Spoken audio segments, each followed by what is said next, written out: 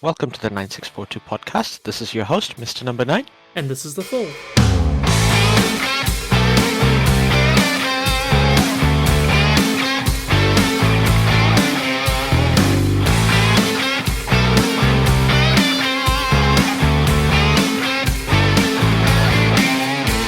Hello, everyone. We are going to talk about cricket today.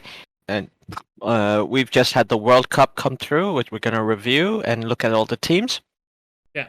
We're going to look forward to New Zealand's tour of India, which is, as we speak right now, started like an hour or two ago. Yeah. As we speak, India are in, I wouldn't say trouble, but, not in a position they'd want to be in, I think. Oh. Yeah? The best place for them to be. But 149 for 4. yeah. Which, to be fair, might be a pretty useful first innings total on that pitch. We'll find out. Yeah. But we'll get into that a bit later. We are going to just do a quick review of the T20 World Cup. Congratulations to the Baggy Greens, Australia, on a well-played final. Congrats to all the people who got the merits. David Warner showing everybody he's still David Warner. Much like I said before in our preview that he's still David Warner. I don't care what people say. And as it turned out, I was right. And Mitch Marsh batting at number 3. I think that was a very well taken risk by Australia. Yeah. And it's paid off. Yeah. Batted very well in that game. I think in the end we reviewed that both Australia and New Zealand had flawed teams for the T20 format, but because the World Cup is a World Cup, winning tosses and things like that do help. And credit to Aaron Finch, he acknowledged that. Yeah. Those are some Australian cricket bloggers who were saying he should be man of the tournament, given he won 6 out of 7 tosses. Yeah, I think Australia, they decided they don't have an all-rounder, and instead of deciding to pick somebody who would be kind of overwhelmed being played as an all-rounder, they just went with the extra batter and decided to hide a fifth bowler somewhere in their lineup. And it's worked out because, they both batted second most of the time, so you can get away with that when you do that. Now Australia, having somebody like Matthew Wade coming in at number 7, it obviously freed up players like David Warner and Mitch Marsh to open up and just hit the ball as hard as he could. Even somebody who was in good form, who before the tournament, who didn't play that well, in Glenn Maxwell, and in the tournament he kind of had a bit of an tournament with the bat, that is. Yeah. And he was batting number 4, so they were kind of building the team around him. And the only real flaw I think in that Australia's thinking is that they picked Steve Smith at number 3, and with I think the very tacit understanding that he will be an anchor, the way New Zealand picked Kane Williamson as an anchor at number 3. Yeah. Now, Kane Williamson as an anchor at number 3 for New Zealand kind of makes sense because our number 7 is Mitchell Santner, who is not the caliber of batsman of Matthew Wade. Yeah. Whereas Australia don't need an anchor. Your 7th batsman is Matthew Wade. Yeah. If Steve Smith was freed to bat aggressively and he said he wanted to bat number 3, then different story. The way Kane Williamson batted in the finals, that is the sort of thing Steve Smith would have to do. Now, in that finals, I think it's very harsh to say, but New Zealand really lost it in the power play, didn't they? Their batting power play. Yeah. It wasn't a great start. Especially with only 1 wicket lost. Yeah. It became very slow, and whilst Kane managed to up that run rate reasonably well by the end of it, if they'd had a bit more of a productive power play at the beginning there, maybe we would have had enough runs on the board to justify batting first and potentially put some pressure on. But You didn't have to justify it, given we lost the toss. Justifies the wrong word. Sure, fine. Make it a tip the balance of odds a bit more in our favour. Yeah. I think New Zealand's bowling lineup having Jimmy Neesham as the sixth bowler is incredible because he's almost better than most teams' fifth bowlers. Yeah.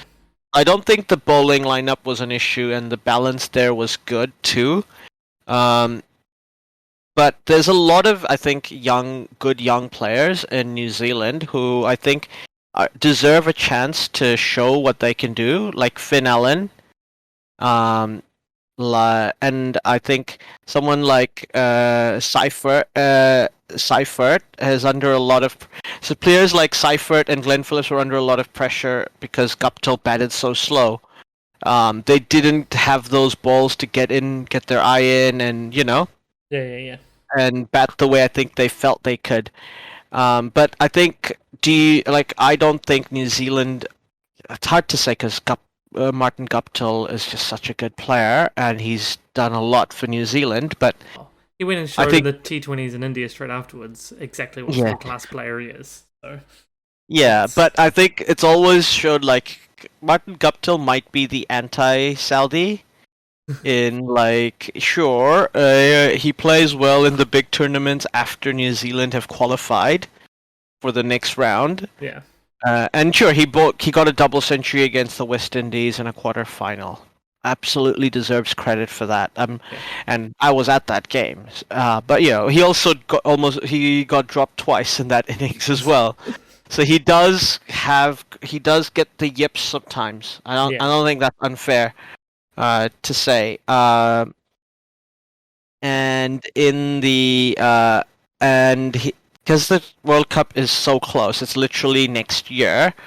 Like Australia, I think, are on the hunt for an all-rounder and figuring out rejigging Steve Smith's role, and they've got a team there. Yeah, and maybe even get Steve Smith to bowl a few because he's technically a leg spinner. Yeah. But the New Zealand, we know we need Kane. I think Daryl Mitchell as an opener makes the team have a really interesting balance because he can bowl you a couple of overs here and there. In Australia, where the next T20 World Cup's going to be, I think he could be useful. Yeah, definitely. In those conditions. And given you have both Neesham and Daryl Mitchell and potentially even Glenn Phillips. Yeah.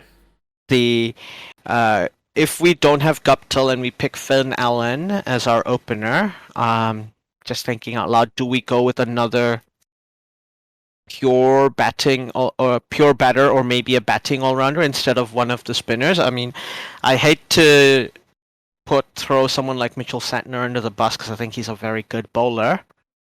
But in Australia, I think you only need the one spinner in your lineup. Yeah, that is true. And like one specialist. Glenn Phillips's bowls off break anyway. Yeah. If you're getting a couple of overs out of him, you're getting that other spinner option. Yeah. I see the logic in that, but yeah, I'm also really reluctant to drop Santner for really not. He hasn't done anything wrong. He bowls fine. He gets wickets. He does everything he needs to do in that team.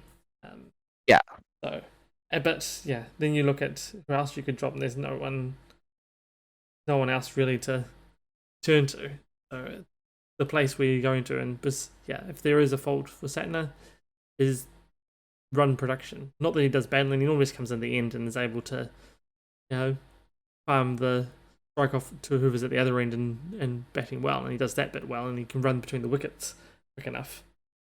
And to be fair, New Zealand will have, in theory, Devon Conway in the team, and also have they will also have Lockie Ferguson, which changes your bowling lineup incredibly. I was assuming both those, so I was dropping out Tim and putting. So would you swap Santner for Adam Milne so you have the four pacers in Australian, two out and out fast bowlers? And you have the like Tim Southee is someone who just always performs in tournaments, so I would never drop him. I know. And Trent Bolt is like the leader of the attack Yeah. in our T20 lineup. I think Ish Sodhi is also an undroppable bowler. Yeah, I think Satner versus Milne, I prefer Satner, even with the pace of Milne, because one thing that definitely showed up was Ferguson getting injured and Milne coming in. Even though Milne's through most of the tournament. Milne is a fine bowler, but Lockie Ferguson is one of the best T20 bowlers. Yeah. Milne just, to me, lacks that accuracy and precision. And Satner has that. Yeah. So, yeah, I don't see it being... Swapping Milne for Satner doesn't seem to be, to me, to be a positive... Or even a bowler like Matt Henry, who is accurate and quick. Yeah. That's a different... Then we get into a bit different story case, but... Or Kyle Jamieson, that gives you the other batter if you're picking here, Kyle. Big Kyle versus Satner is a straight comparison then, because you're all-rounder versus all-rounder, and in that case, I think Kyle wins that debate quite easily, showing that he's fully capable to bat, he can hit hard, but at the same time, his bowling is outstanding. As he's proving currently, really. And over the last year and a half, whatever it's been, that his bowling is top notch. He is still learning his trade as a T20 bowler, but a year is a long time, and he will be playing another season of IPL in that time. So I think if Kyle Jamieson swaps in for Mitchell Santner, you've got... and I'm not suggesting we should drop Santner. I'm just saying if they were going with the 4 quicks, 1 spin attack, that's, I think, ideal. Yeah. And if Lockie plays, like I said, I think I arguably have the best bowling lineup, because once again, our 6th bowler is someone like Jimmy Neesham. Yeah. And you got Daryl Mitchell there as well. Daryl Mitchell there as well. And Phillips if you need it. Phillips if needed, and if you think about the other teams, very few will have 5 out-and-out bowlers in their team. Yeah, exactly. And very few teams are going to pick 2 spinners in Australia. Yeah.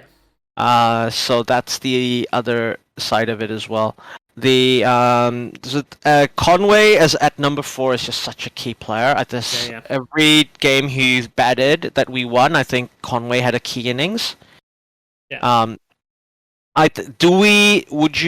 Would he go back into the opener slot, or do you think would you open with him and Daryl Mitchell if you're going to drop Guptill? That way you can potentially bring in another batter, or would you rather him at number 4 and maybe try Finn Allen, if assuming Guptill is not picked?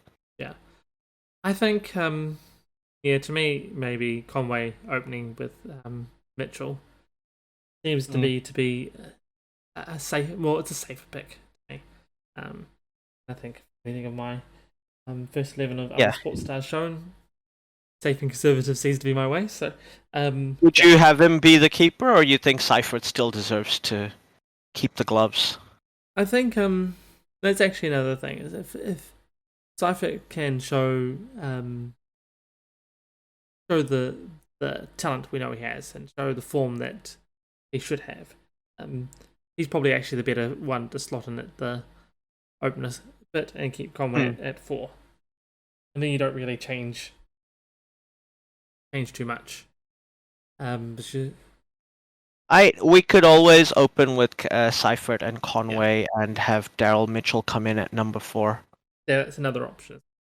So yeah, I don't mind having Mitchell open with Seifert, and then Conway, or Williamson and Conway coming in 3 and 4 to balance there. I think if you had those 4 players, we've got, if Seifert's on form, yes, as a power hitter, then you've got Mitchell, Williamson, and Conway. I think they can be shuffled into whatever I think also with Australian batting conditions and Kyle Jamieson as your number 7. Kane Williamson might free himself to be less of an anchor and more of a bat like a faster version of the innings he played in that final. Yeah. Without needing to start as to be fair, he didn't start that slow. It felt slow because Guptill was really slow on the other end. I think Williamson was still going at about a run of balls. So. Yeah, and then just hit, whereas Guptill was going below a run of ball. And then got out. But this is not the bash Martin Guptill No. podcast, and I'm just wondering if the team are thinking about it and what you'd do if he wasn't in the team. There are no sacred cows in the Black Caps. If Ross Taylor can be dropped, Martin Guptill can be dropped. Yeah, exactly. And it does feel a bit harsh saying that, because Guptill had some good innings in the tournament. But as you say, it's where he was needed.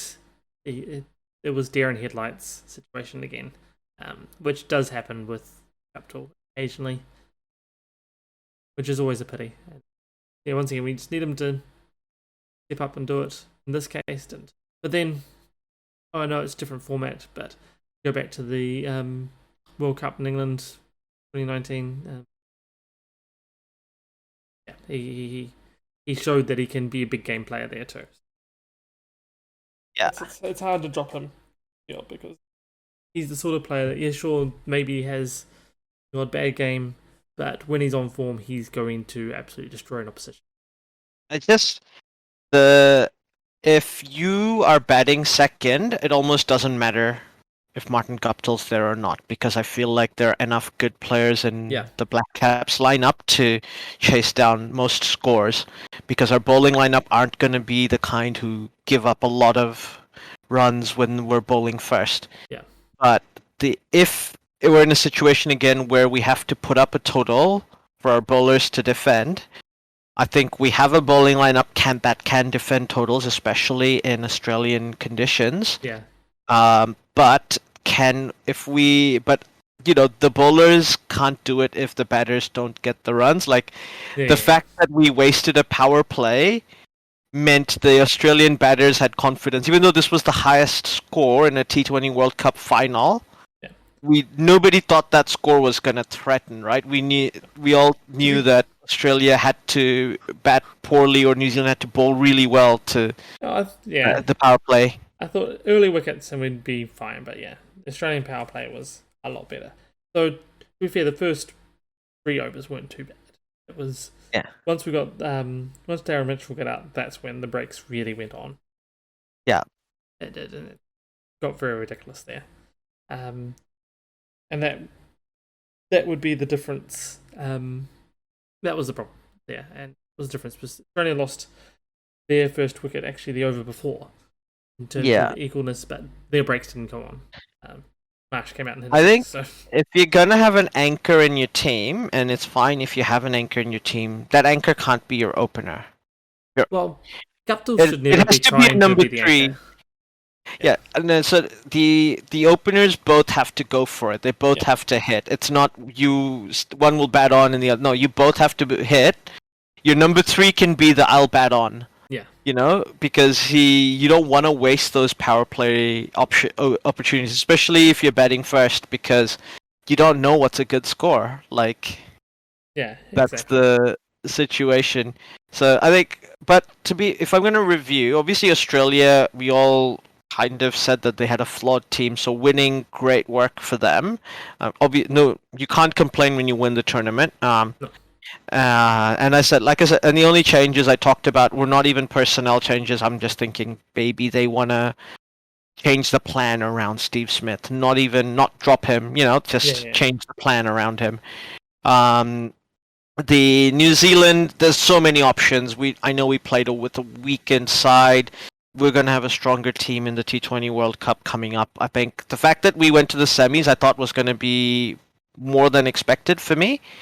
Because I did think the team was flawed, we didn't have enough hitting power, and I think kind of proven right, we don't have enough hitting power in the New Zealand lineup, which is why I'm so keen to get Finn Allen in there somewhere.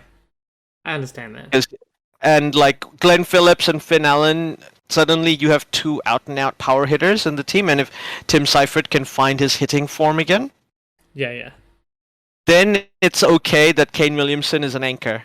Like, that fits that team. Like that, he's a guy who basically you could play around, and Kane Williamson might even feel comfortable batting number 4 in a lineup like that.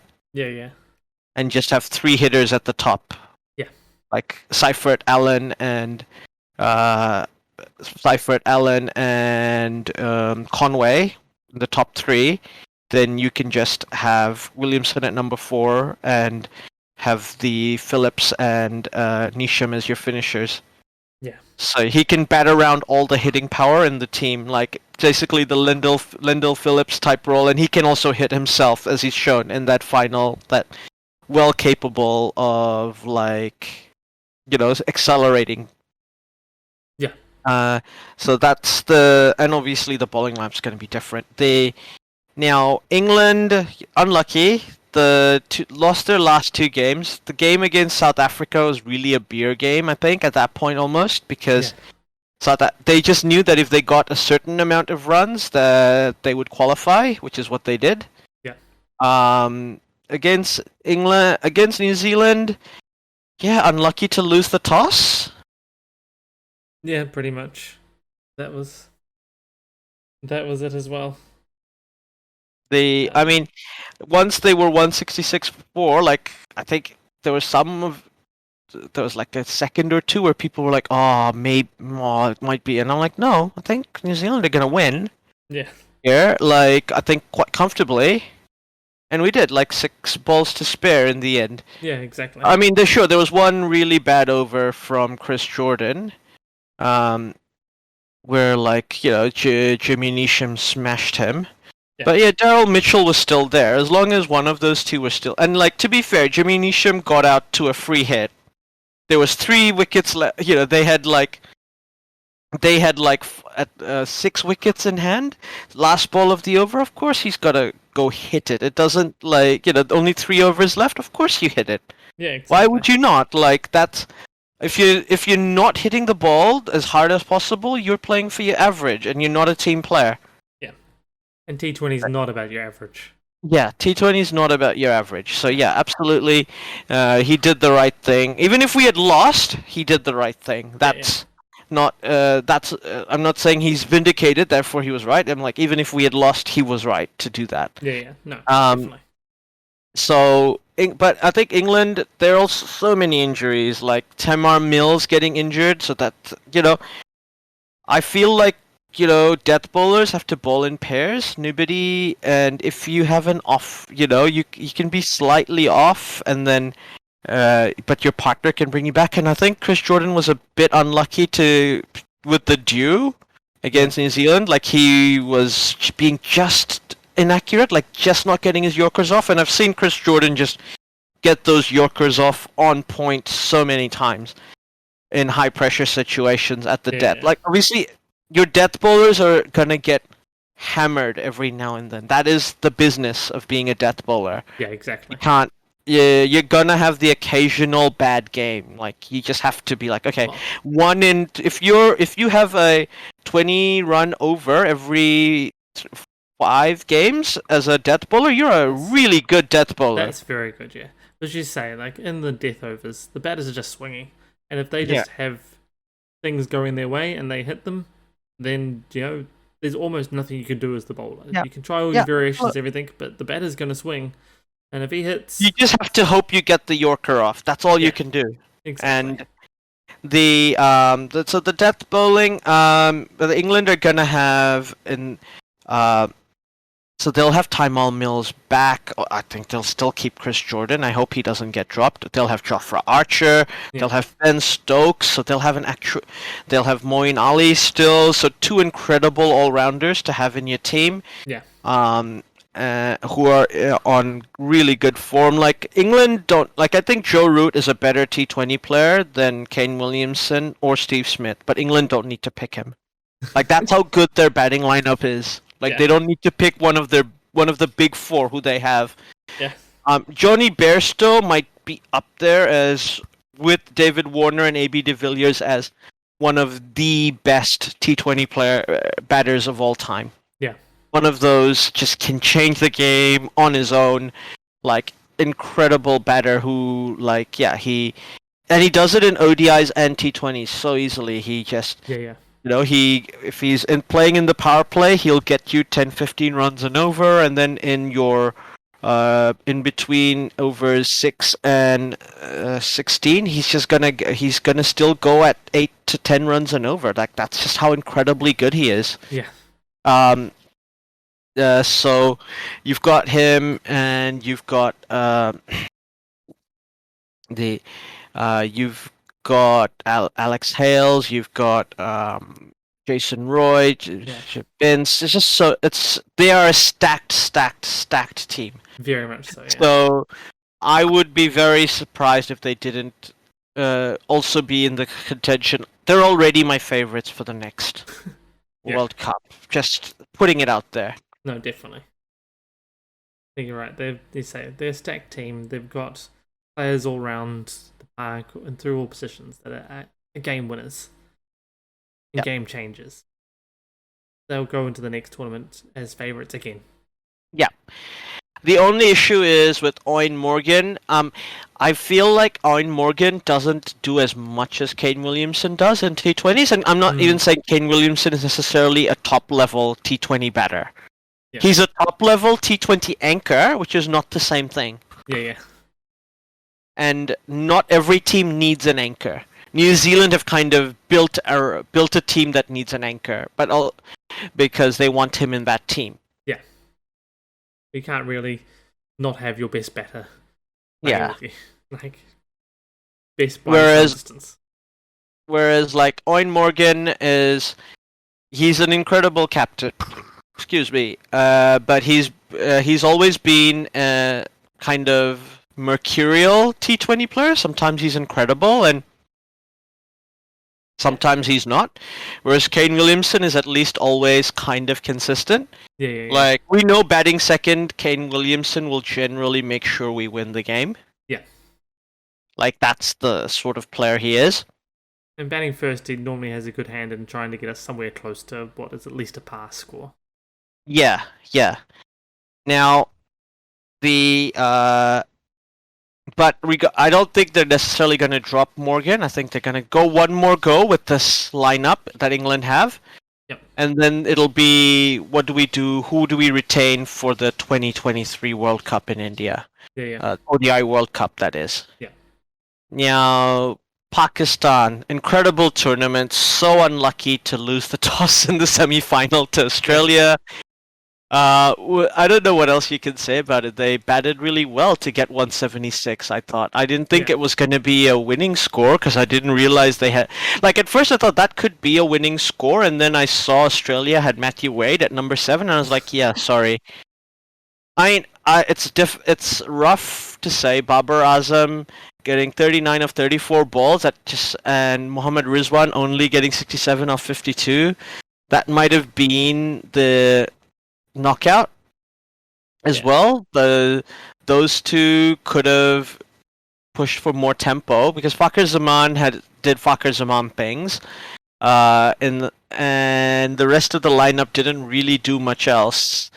176 in the end. I think this is the thing. Like, I'm not going to be too critical about the first innings batting of Pakistan because they still did okay, and the thing is, it seems the ball doesn't come onto the bat that well in the first batting power play if you're playing a day-night game. So it's even more heavily weighted against you. Yeah. In the UAE, if you bat first especially in a day-night game, and then there's the dew when you go to defend with your bowling. So exactly. It's a very difficult situation for them, but yeah, Australia got through quickly. But I think this is Pakistan. I feel like they're gonna kick themselves a bit. They were in form. Everybody was hitting, catching fire, and they're used to UAE conditions. Yeah, they're so good. They know how to operate in them. Like I think they'll still be very competitive in Australia, but I think India's gonna lose to them again. for example, if they play them in the group stage or the semis. I don't think there's they might not get as lucky with the tosses either. No, exactly. I think you're right. In Australia, I don't really see them losing to India or beating India. I don't see them beating Australia. I don't even see them beating us in Australian conditions. Though it could be I mean, batting first, definitely not, and batting second, I think New Zealand have the bowling and India have the bowling for sure, and Australia have to it still be 50-50 in that situation. So yeah, it's I mean, obviously any team can catch fire and catch form at any time, and if they do, they will do well, as we've shown. They've got good players. There's no this is a good team. And they can maybe get one more World Cup out of Mohammad Hafiz and Shoaib Malik, so the two legends. So yeah, good on them. Shoaib Malik is one of the few remaining sportsmen who made their professional sporting debut in the 90s that are still playing. Oh yeah, I think you mentioned that before. It's crazy. Along with people like Kelly Slater and Roger Federer. Yeah. So that's the level of player he is. Yeah. Good on you, Shoaib Malik. As for the other teams, let's see. I think India, let's go through Group 2. India, I think, are going to be very disappointed. This was supposed to be their host tournament. Just wrong time, wrong form. And it's just going to happen in a short tournament like the World T20. Yeah, exactly. It's just, I felt that India was just unlucky. They hit Pakistan where Pakistan were just, they're on fire. They had everything going for them. Just one of those things. I think once they lost that game, it was always going to be made it a harder battle. Then it became a much more clutch game against New Zealand, which Boss was going to play a big part in that. And after they lost that, it was just an uphill battle for them. Then it was out of their hands. They had to rely on... one of those tournaments where if you lose 2 matches, you're relying on other results. And India basically were like, I think a lot of India fans were telling me like, as soon as we realized we were relying on New Zealand to screw up to go through, it was going to be tough. Yeah. They went back, faced us at T20s in India and absolutely pantsed us in the 3 T20s. Yeah, that's the real India, right? Yeah. And I wouldn't be surprised if we played 3 matches back to back against India tomorrow in Eden Park, and they would pants us. Yeah. Because that's what they did last time they came to New Zealand. Exactly. India have the problem of too many good players to pick from, and obviously there's the issue with their ridiculous anchor obsession. Like, why on? It drives me crazy. When you have that many good batters, you don't need an anchor in your team. You just don't. And like, I can understand why Pakistan and New Zealand have one. I don't understand why Australia and India have one. Yeah. In England doesn't have an anchor. West Indies maybe could use an anchor, but they don't have an anchor. Like, Bangladesh is all anchors. That's reflected in the results, but we will talk about them later. But yeah, India has so many good players. Every country is like literally going out of their way to search for a guy who gets you can average in the mid-20s at a strike rate of 150 plus. India gets a dozen players who average in the mid-30s at a strike rate of 150 plus, and they're trying to turn them into like 50 average, 130 plus. It's like, who cares? Exactly. Who cares if you score a century if it's only a 50 if it's only at a strike rate of 130? Yeah, like, exactly. I think that's still a little bit. Sometimes people are still obsessed with that. How much runs you score is more important than how fast you score them in T20. You just don't have the time. Like, if you're scoring 20 to 30 runs, in the first few overs, that's probably better than scoring your 40s or close to 50, but taking twice as long. Like, you've got the runs, put them on. You've got runs in the bank. Yeah, you've got runs in the bank. You can take a breather and then hit after tea, i.e. the death overs. Yeah. It's only 20 overs. Like, it's super intense, don't get me wrong. And I don't understand why teams in T20, why more batsmen don't just retire out. Not retire hurt, because you are allowed to retire and say you're out. Yeah. If you're not hitting it. Yeah. Do you think somebody like Martin Guptill, who was obviously out of form and just in a rut in that final, do you think somebody in that situation should just go, I'm retired out? Like after I, after like 2 overs of I'm just not getting it and I'm not hitting it and it's just not going to be my day, and I'd rather not take up even more deliveries because the opposition are almost in the position where they don't want to get you out anymore. yeah. I They want to keep you in.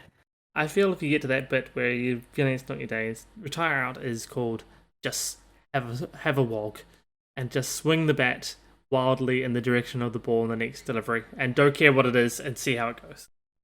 I would agree with you, except the great Sunil Gavaskar once famously scored a 50 off 150 balls in an ODI World Cup game, while the team were trying really, really hard to chase down a really big total. And, he got a lot of criticism, rightfully. And they asked him, like, why didn't you just hit and get out? He goes, look, I was in such bad form, I just wasn't able to connect.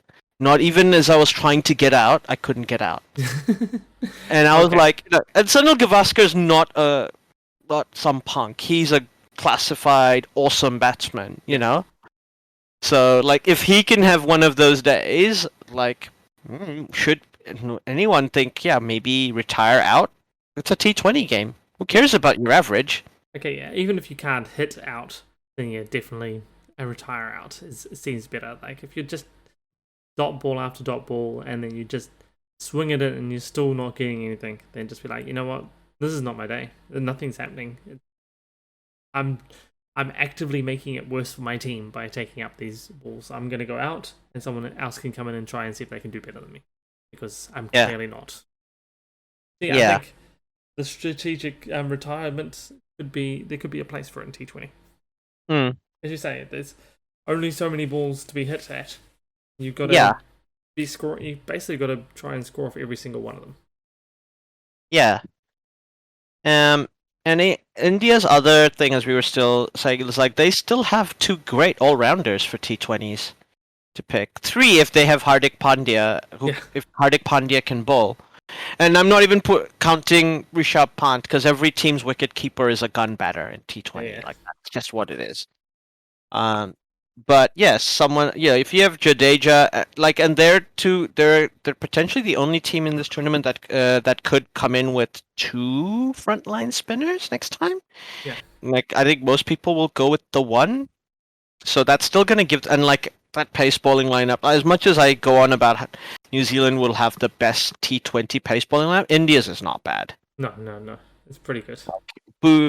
Sure, like Bhuvi players like Bhuvi, obviously Bumrah is incredible, or what of Shami or Siraj, like it's just and then you've got players like Vijay, KL Rahul in your batting lineup. You can pick this.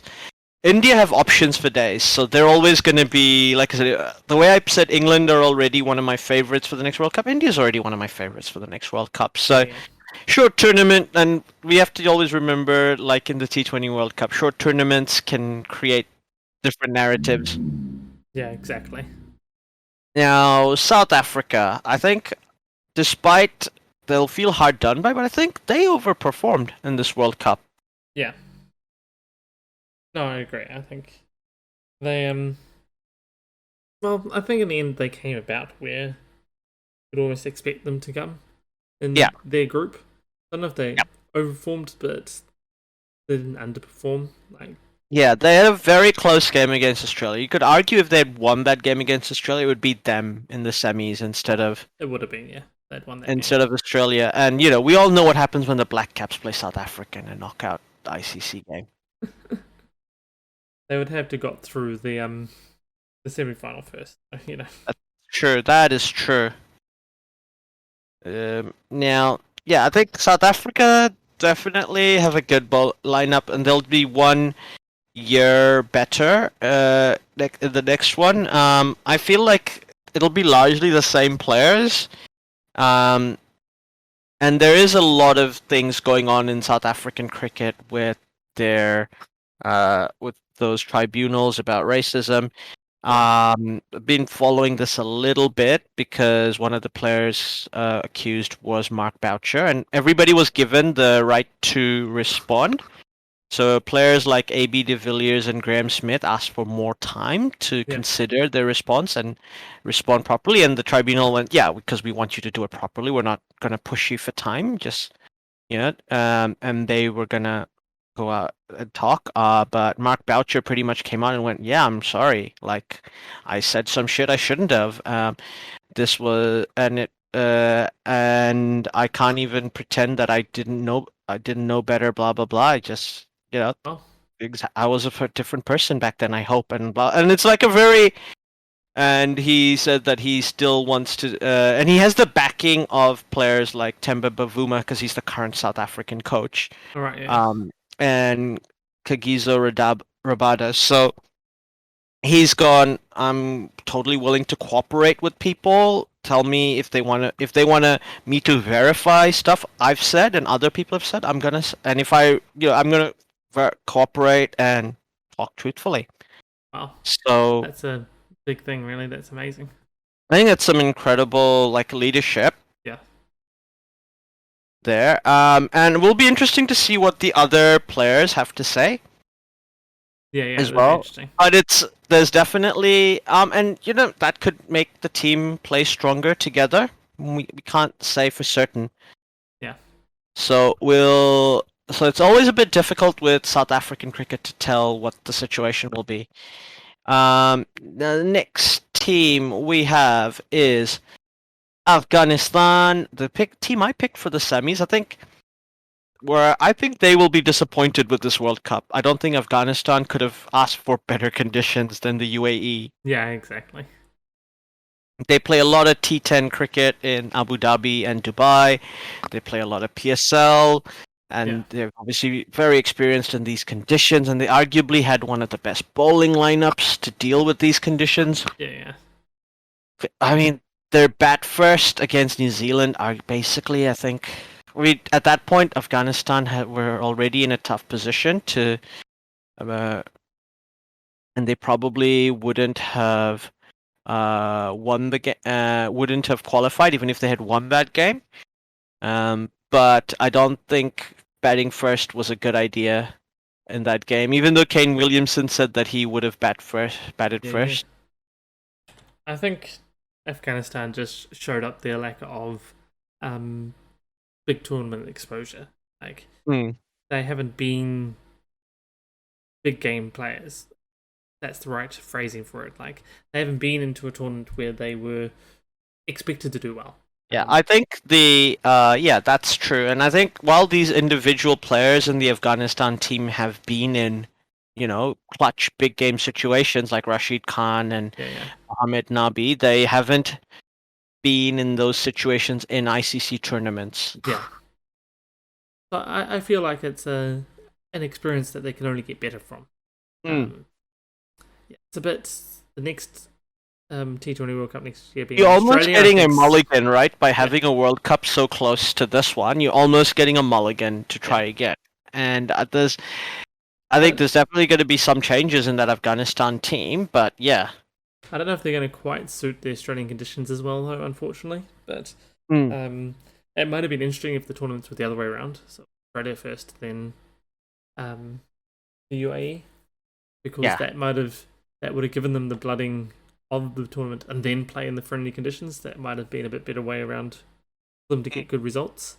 But it is the way around it is, and I still expect them to be pretty strong in Australia. I still think that they won't progress out of the group stage at the next tournament, but I think they'll give some good scares and still be a force to be reckoned. I agree. I think any team with Rashid Khan, of course, is always going to be a threat. Exactly. In the other group, we have Sri Lanka. I think that they did better than everybody expected. Yeah. I mean, they came ahead of the West Indies, who were like a favorite for a lot of us. Yeah, yeah. I think they're a new exciting team for T20s, and Hasranga just looks like he's going to be a future star in this format. Yeah. I think, yeah. Sri Lanka, maybe slightly overperformed, but I think that's more to do. I don't think it was Sri Lanka overperforming. I think it was just West Indies underperforming by a lot, which allowed Sri Lanka to look very good. But yeah, I think you're right that they have a very good team, something they can build on, and obviously their kit designers really just kit designers like top class, man of the match or man of the tournament. gave them a bit of a extra oomph as well, obviously. I I think Sri Lanka shows the value of momentum in a small tournament because their first Super 12 game was against Bangladesh, which was a close game, and Bangladesh nearly winning from batting first. The two vital dropped catches, which, by the way, drop catches happen. So I'm not, but there was a lot of criticism of those things, but we will get to Bangladesh later. But yeah, Sri Lanka held their nerve, won that first game, played well against both England and the beat the West Indies. I think they'll take this. They'll take this every time. This is something to build on. They are definitely competitive for the next World Cup, I think. They even have decent, good swing bowling pace bowlers who just keep the ball on the spot. Yeah, I think this batting lineup it's there. You gotta remember Sri Lanka didn't have players like Dickwella, who's an incredible batter. So that they're gonna be a threat, I think, come the World Cup next year in Australia. Yeah. I think they'll definitely be much stronger come Australia. Once again, maybe the conditions may or may not suit them as well. And Sri Lanka tends not to be a good scoring side down towards Australia and New Zealand, so see how that goes. But definitely, you're right. Like their side is looking well balanced. They're reasonably young team, so I see them being pretty strong over the next. Yeah. Next up, we have the second team from the African continent. It's Namibia. Yeah. Now, I think they should be very happy and proud of their second ICC tournament appearance. Good win against Scotland. I think very credible performances against all the teams. The Namibians have just shown basically the associates don't get enough games. Yeah. They just need to play more, just develop, hone those skills, groove them into their body. Like this is there's the making. There's a skeleton of a competitive team there. Yeah. And they've done themselves. I think they've done themselves no harm. They beat the Netherlands and Ireland, so they've beaten a test team in this tournament. So good on them. They are. I think they're a force to be reckoned with. I think they might the next qualifying tournament. I think they will get through to the qualifying tournament of the next World Cup, and I think they're going to be a threat to whoever's there. So the West Indies better watch out. And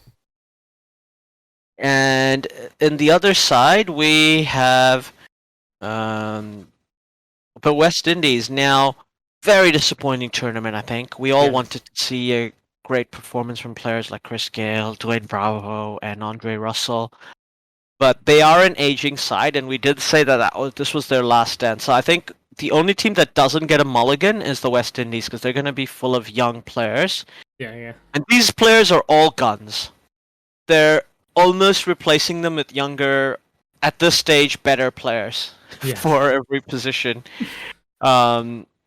Fabian Allen is like the best fielder in the world and a gun opener. He's just basically going to slot. He would have played if he wasn't injured. Yeah. I expect Sunil Narine to be fit for the next World Cup.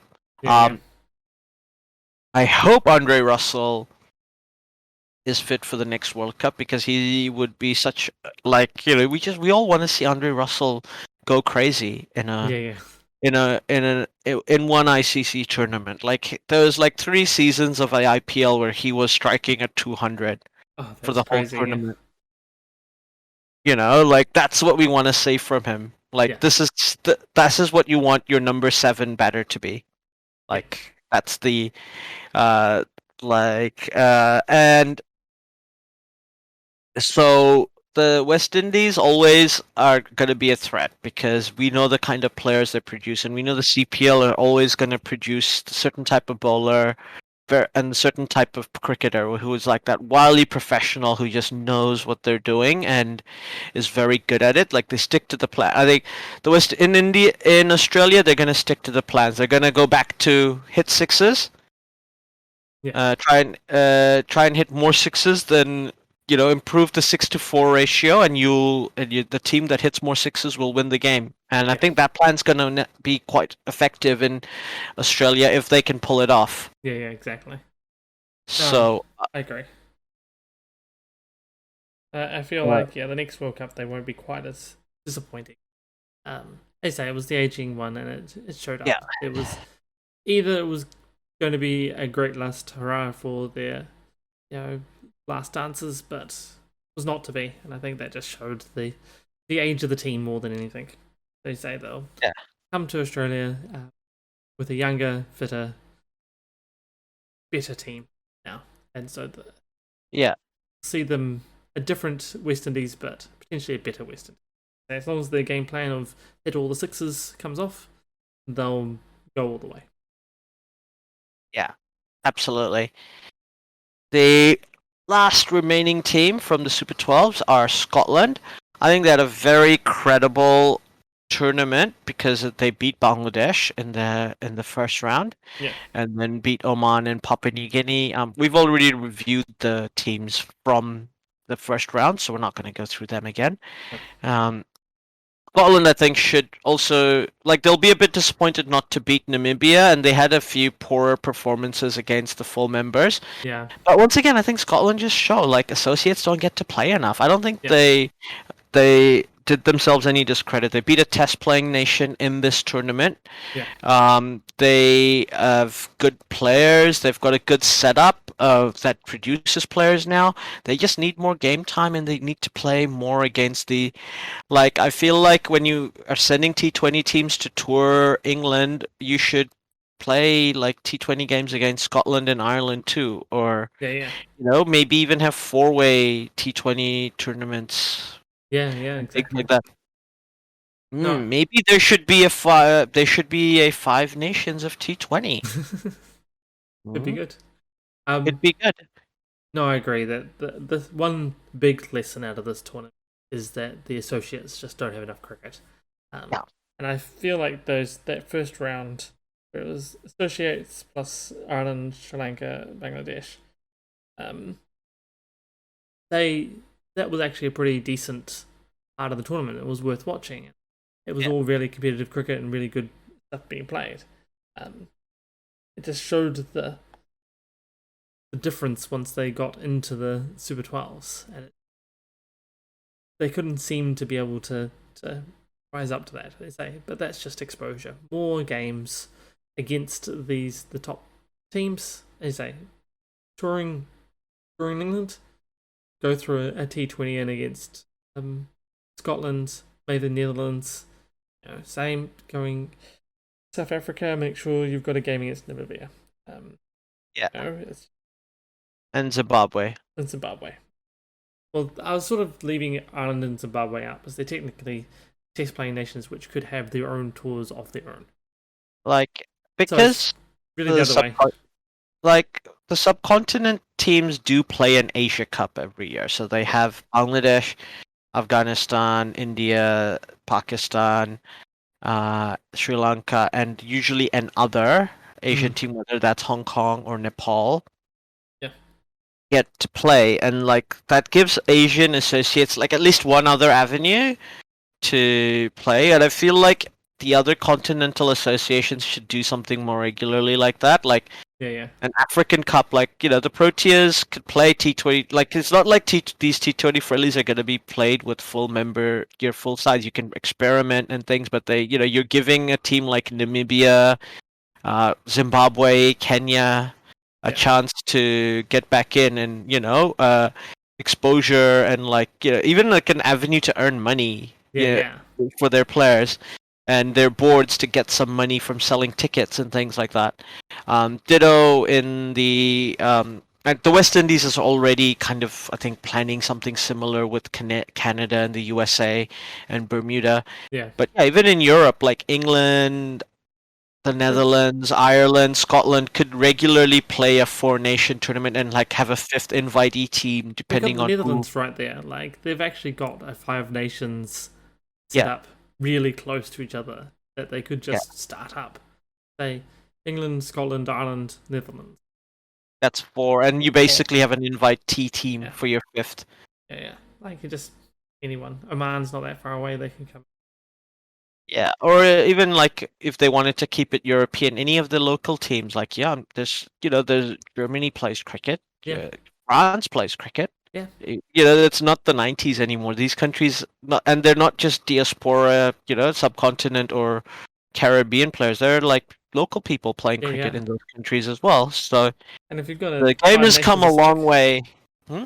say if you've got a Five Nations or something, that's money as well as you're saying. So that's only going to make those countries better, which is only going to Yeah, make the sport better. yeah, and England's a country that always is happy to host cricket tournaments. People go to watch them, Yeah, exactly. even like T20, and I think even for T20s. So I think that's an idea worth exploring, in my opinion. Definitely. Um, they so I think that gives so like I said, it gives the associates much more exposure. Like, and that's how Australasia, like, we should be, like, we have a Trans-Tasman, like, T20, if we play a Trans-Tasman series with Australia every year, like, invite PNG in, Yeah, invite Fiji over, yeah. play, like, have games. Exactly. I think that's a decent option. I think we, as you talked about last time as well, like the Big Bash or Super Smash, have a PNG franchise, have a Pacific Island franchise, and Mm, in these, really help to push the cricket in these places. yeah. Um, Now, the final team, which we haven't reviewed, I've been dreading reviewing, is Bangladesh. Now, Yeah, they did not beat a single full member nation in the lead in this tournament at all. yeah, Um, they were the only full member nation in their group and still lost a game in the first round. There's a lot of problems with the way Bangladesh plays T20 cricket. As I wasn't joking when I earlier said they have too many anchors, but yeah, there's a lot of good. The Bangladesh is like golden generation, those four big four plus Mashrafi. They're basically Mashrafi's already retired, and the rest of the big four are all basically retiring. yeah, Tamim Iqbal's already gone, doesn't want to play T20 cricket, and he's never been comfortable playing T20 cricket. Mahmudullah has given up Test cricket, so I think he's just going to focus on T20 and ODIs. And Shakib will play, but who knows for how long, because he keeps getting harassed by the board. Hmm. Oh dear. And you've got Mushfiq, who is also wants to play, but gets harassed by the board. Now, Mushfiq and Shakib are fine players in T20. Like, Shakib Al Hassan is more than a fine player. He's like an absolute somebody who will bat number three and bowl you four overs, be one of your top line bowlers, give you four overs every game, is like worth his weight in gold type Yeah, of yeah, player. Like, very few teams can afford to not will say no to having a Shakib in their team, yeah, yeah. I think. That being said, even and he has batted well in the games he did play. If he but they're very reliant on him to get a lot of runs. If him and Mushfiq were like the ones who have to seem to almost have to perform, otherwise Bangladesh gets an under par score. Yeah. They just get an under par score. There's nobody able to accelerate the scoring, and it's not a issue that just Bangladesh isn't used to overseas conditions. Bangladeshi players don't score in Bangladeshi conditions. Yeah. Bangladeshi conditions are harder to score in than any other in the world. Even the UAE has a higher scoring rate than Bangladesh in T20 cricket at domestic level. So that's and that's, I think, a worrying trend. But overseas players, while they score less than in other countries, they still score more than Bangladeshi players do in Bangladesh. And that's a thing that I'll point out. Like New Zealand, until the 2000s, openers in New Zealand average about 20. Like if you took every single opener from the history of their starting tests when you think that we had some really incredible openers like Sean Wright, Glenn Turner, and the like, that tells you how bad it was for everybody else. Yeah. So, but overseas players would also average the lowest. Overseas openers would also average their lowest in New Zealand. So New Zealand had the lowest averages for openers worldwide in Test cricket, but overseas openers would average more than New Zealand openers. Yeah. So the moral of the story is you need good soil to grow the right plants, right? Yeah, exactly. Like, it's no coincidence that players like Mark Richardson, Tom Latham, and the like came around after we started changing our pitches in the country, and like batsmanship in general in New Zealand has just gotten better from that. Definitely. So there needs to be a look in Bangladeshi cricket about how to fix that, and I don't know if that's fixable. I'm not a geologist. I'm not a soil expert. I'm not gonna claim, and heck, I'm not a pitch expert either. Which, there's 3 levels of knowledge that I don't have here. But, like, I've been to the Sher Bangla Stadium many times. I've rarely only for the 50 over cricket, mind, but I've rarely seen a score lower than 280 there. So that seems like a fine batting pitch. Yeah, not too bad. Yes, so granted, this was like 10 years ago, but I don't think soil conditions change that quickly. Yeah. So it does feel very deliberate. Then if you don't learn to hit early, you don't learn to hit. Yeah. This is, you can learn to rotate the strike. You can learn to which balls to leave. You can learn a lot of batsmanship. You don't learn how to make that big hit. Unless if it's not in your DNA, you're not going to do it well. Yeah, exactly. It's instincts. Having that attacking instinct. Yeah. To be able to go after the bowler. And I shouldn't say DNA because it's not genetic. It is like the meme version of DNA. It has to be in it. You have to get it at an early age in your cricket education. Yes, something that you have to have confidence in and have the instinct for. That's how you play the game. Is hitting through the ball. Yeah. And going for it. I think that's not being afraid to go for it. Yeah, and that's the big one. Feeling confident to go for it. Because I think when New Zealand had bad batting conditions, our batters erred on the let's hit out because otherwise we're just going to get out. Yeah. Whereas I think in Bangladesh there's so much pressure, they don't want to be seen to be doing that. Yeah. I think Tim Southee kind of epitomizes the approach of somebody who might develop really bad, who has really solid technique and learning, but he's not good enough to be an international batter, like at test level at all, or even first class level. Let's be fair. Yeah. But when in doubt, he hits. Yeah. And he isn't afraid to hit, and he will come off. Yeah. And when he comes off, they tend to be match-winning knocks. Yeah. They make the difference. Yeah. Nobody's expecting it. Even not him, even him, because he's epitomizes the I don't want to have a bat, I want to bowl at you. Mentality to me. He's just go out there, hit the ball as hard as he can. If it goes somewhere, great. If not, let's just close it to bowling, and that's what he wants to do. Yeah, but he isn't gonna spend hours there blocking away. He doesn't enjoy that. If he's gonna bat, he's gonna enjoy it. He's there for a good time, not a long time. Yep. And yeah, so there's a lot of issues there. I think Mohammadullah, given the circumstances, captained as well as he could. He got a lot of criticism for being overly reliant on matchups because he didn't bowl Shakib out in that first game against Sri Lanka because they had a bunch of left-handed batters. And I kind of agreed with that because I thought he could have tried, because it's not like Shakib doesn't bowl to left-handers, and he does get wickets against them. Yeah. The issue was that, look, both of the times when he picked an off-spinner to go at the left-handers, they both generated a catch.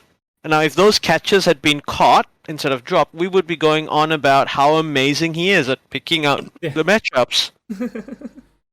So there isn't an issue with the captaincy there, I don't think. Like, he did generate the mistake from the batsman, which is what the analytics says you will do. Yeah. So the expected wickets was right. It just didn't. We just got the less than the expected wickets. Yeah. You got the expected wicket, just nobody actually went then and took the wicket to make it an actual wicket. Yeah, I mean, like, expected wickets from the statistical sense. Yeah, like expected goals. Yeah. So, like, yeah, he generated the chance. We did, like, yeah.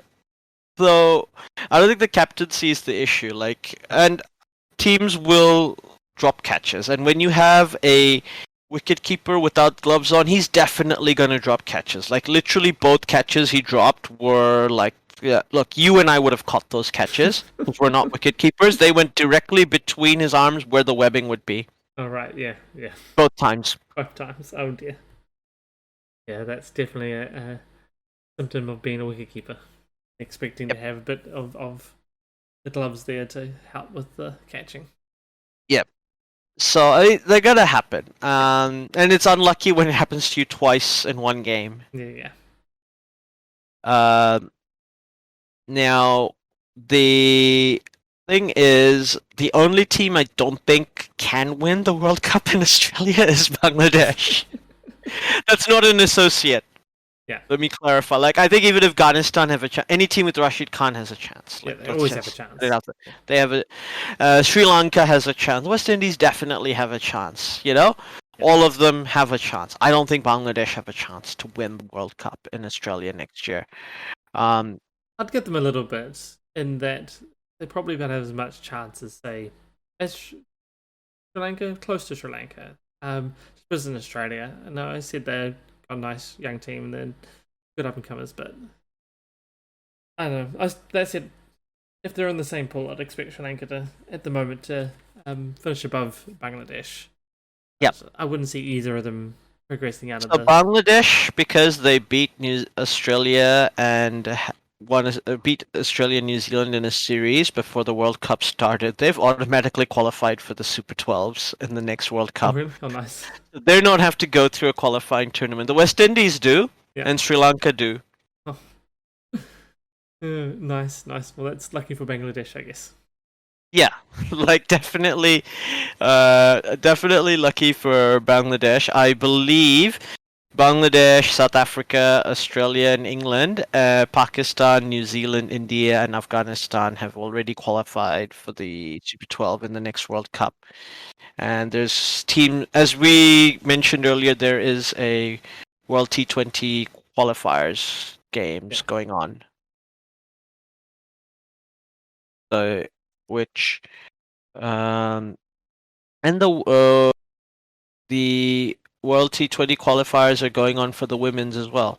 Yeah, well, that's another thing to mention. We've got the Women's World Cup coming to New Zealand in 2022. Yep. That'd be pretty cool. Probably get to go to some of those games because my company's providing health and safety for the tournament. Nice. Ever hopeful. Let's see how we go. Obviously, we hope things do go ahead. Yeah.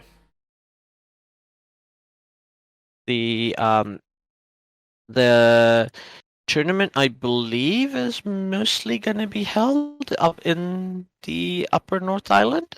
Is that not right? Oh, they've got. Bay I, Oval, Eden. Okay, now they've got a decent amount of yeah, venues, so the I didn't tournament see what will. the schedule was like, but the venues all over. Got yeah, got the usual suspects all the way down to Dunedin, Christchurch, Wellington, Tauranga, and Auckland. I think maybe Hamilton. Can't remember. New Zealand, Australia, England, South Africa, and India have already qualified. Yeah. Which is, I think, that's the usual suspects when it comes to women's cricket. And New Zealand opened their first game at the Bay Oval on the 4th of March next year. Yeah, that'd be cool. That will be cool. I think the New Yeah, Zealand women's team's got a reasonably good chance at it as well. I think they do. Yeah, Obviously, I think might be a potential swan song for Susie Bates this tournament. quite likely. Yeah, I would think she might play on for a bit longer because she is loving the game. But Yeah. in terms of I mean, I'm in no points. hurry for Susie Bates to retire. Don't get me wrong. Yeah, no, she can play as long as she wants to. Absolutely. Fair and divine. Not that she's asking for my permission, just, Yeah. if you were asking for my opinion, I would say, yeah, absolutely, play as long as you want to. Yeah, play as long as you're enjoying the game. Yeah. Now, Eden Park holds like a double header in the middle of March next year. So Australia plays India on the 19th of March, 2022, and on the 20th of March, 2022, England play New Zealand Nice. at Eden Park. So that's going to be I believe those are weekends as well. Let me just quickly check what days those fall on. March 19th is a Saturday, 20th is a Sunday. Yeah. Good. The proverbial good shit. Exactly. That'd be a good weekend, I think. Absolutely, I agree. The Bangladesh women's team are doing incredibly well. I would be remiss of me to not mention them. They've just recently beaten Pakistan in a T20, and I believe they became very close to beating. They beat Thailand as well, and I believe they beat Zimbabwe. So they've only played the two games. They've won both of them. So beat Pakistan and they beat the United States. Right, yeah. So they scored 322 in 50 overs, and bullied the Yanks by getting them all out for 52. Oh, nice. Good work. And the match against Pakistan, they scored. Pakistan scored 201 in 50 overs. Decent score in women's cricket. And Bangladesh scored 202 in 49.4 overs. So 2 balls to spare. Nice. Nicely timed. I think both matches had a captain's knock from Rumana Ahmed, the current captain. Who's also like the veteran of the team. So yeah, I think good time. Bangladesh, I think one of the favorites to qualify, looks like. Yeah. The tournament. And on the other side, we have the West Indies who've won one game. Sri Lanka have won a game. I think there's still a lot to play for in the other group. But they've only got 4 and there's 5 in this group. So yeah, so there's looks like there's 3 qualifiers from each group. Right. And then they'll probably have a knockout tournament. Yeah. The Super 6 stage, yeah. Top 3 from the Super 6 get through. It should be fun. Should be interesting. Very interesting. Because we had Thailand in the previous Women's World Cup, the T20 World Cup, that is. But women's cricket is picking up. Leave Mexico and Brazil, the women's cricket team are now paid more than the men because they do better. at the Nice. international stage, Yeah, which I think fair enough. very fair enough. Um, I think the reason why there's 4 and 5 teams in the two groups instead of an even number for both is COVID reasons. Looks like, yeah. Papua New Guinea withdrew from the qualifier due to positive COVID tests within the squad. Yeah, Bad right. luck. That is bad. But yeah, the tournament's being held in Zimbabwe. I feel bad that Zimbabwe couldn't make the Men's World Cup last time because they held the qualifier again. So hopefully the women can redeem the Zimbabwe cricket and get through as well. Hopefully for them. Yeah. They're currently outside the top 3 to qualify. But they've only played the one match. Only the one match which they've lost, to be fair. Yeah, and Thailand, which they lost to Thailand.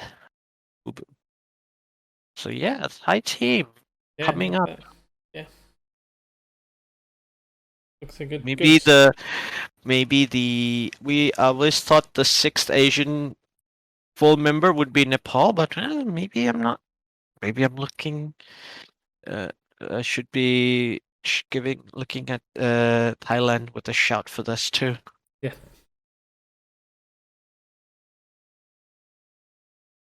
But yeah, so it'll be interesting. The Now with the on that note, looking at New Zealand's test tour of India, India have rocked on to 241 for 4. Still, it looks like there's a The second new ball just taken, is it? second new ball has just been taken. 96-run partnership. Yeah. Stuff India can do. Shreyas Iyer is just showing he averages he strikes at about 80% and averages about 60 in first class level. Nice. Incredible player. Yeah. So they're making his long awaited test debut. Yeah, somebody who I think everybody expects to be a gun at this level, like the way Mike Hussey back in the day when he made his debut, everyone just knew he was going to be an absolute gun. Yeah. Sorry, he averages only 52 at a strike rate of 80 at first class, not That's 60. Still pretty good. At the moment, he averages 42 and strikes at 100 in ODIs, though. Alright, oh nice. You got a player like this. This is what you annoys me so much. Anchor, make him an anchor. Why? Jadeja, 40 off 90. He's clearly looking. I think they're both looking to bat long. Yeah. So, yeah, how many more overs till the end of the day today? 10. 10 more overs? The Okay. 80th over, starting that. And there's normally 90 in it. They probably don't want to lose a wicket. New Zealand wants to try and gain at least one more. Yeah. But yeah, I think even if they were to lose a wicket here, it's India's day, don't you think? I think one more wicket puts it back to almost even footing. I think India's still slightly on top, but at 5 down with a new batter in, coming to the tomorrow, that could be a bit more trouble for them, and they might not add as much on. But if these two stay, it's definitely India. The batting lineup have Ridhiman Saha, Ravichandran Ashwin, and Akshar Patel to come in. That's very, very useful. You do make good points on that, so even one more wicket perhaps is not enough to shift it too far. But like Umesh Yadav is no slouch with the bat, but he's no Akshar Patel. Ishant Sharma is Ishant Sharma. He's been around forever. We know what he can do. Exactly. Yeah, they're not the only potential upside for New Zealand here, I think, is they should be able to bat whatever India get. New Zealand should still be able to bat out a decent score and maybe get the draw. Yeah. With this game. Yeah.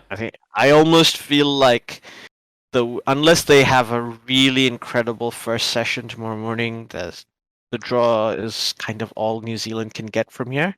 Yeah. I think thinking about how this pitch is going to behave on the 5th day, I think that's about it. That's because you say they have an incredible day 2. That may change things around a bit. Especially, first session tomorrow. They pretty much have a chance of winning. They have to be batting before lunch.